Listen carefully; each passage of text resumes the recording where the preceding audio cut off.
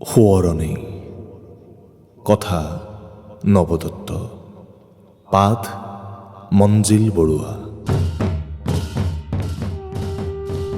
নিতৌ গধূলি নামঘৰত দবা কোবোৱাৰ পৰত ওচৰৰে মেটেকাৰ পুখুৰীত থকা ডাউকবোৰে উৰুলি দিছিল।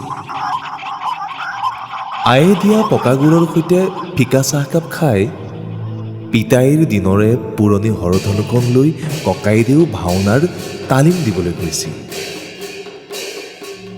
আমি কিশোৰ হলো। ককাইদেউৰ গাৰ্হস্থ্য জীৱন আৰম্ভ হ'ল। লাহে লাহে দিন বাগৰিল। ককাই বৌতিলৈ ধুনু আহিল। ভাওনাৰ বচন কিন্তু ককায়ে আওৰায়ে থাকিল। মাজতে আই পিতাই স্বৰ্গপুৰী হ'ল।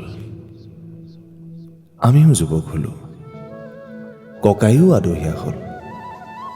ধুনু দেখোন প্ৰাথমিক পাৰ হৈ মাধ্যমিকলৈ গ'ল। বৌতিয়ে আজিকালি আনৰ সূতা তাঁতত লগাব নেলাগে। ককায়ে এবেলা বচন মাতি যি মুখাহে পায় তাৰেই জোৰে।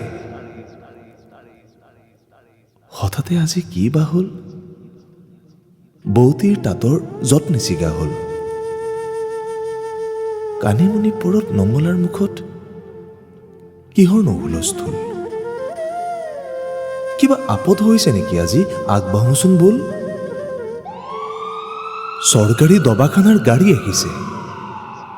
কোনোবা এজনক শুৱাই আনিছে। দেখি মোৰ বুকু চিৰিংকৈ মাৰিছে। কিছু সময় নিস্তব্ধতা। চোতালত কাৰোবাক শুৱাই দিছে। দুজনে ধূপ ধূনা জ্বলাইছে। দুজনে বগা কাপোৰ আঁৰি দিছে। ধুনুৱে খোলটো সাবটি কান্দিছে। দুজনীয়ে বৌতিক ঘৰৰ ভিতৰলৈ টানি আছে। মই সকলো দেখিছো, সকলো দেখি আছো মই, কিন্তু মই একো শুনা নাই।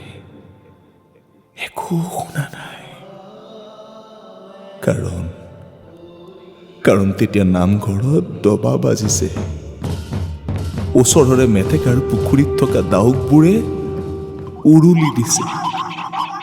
উৰুলি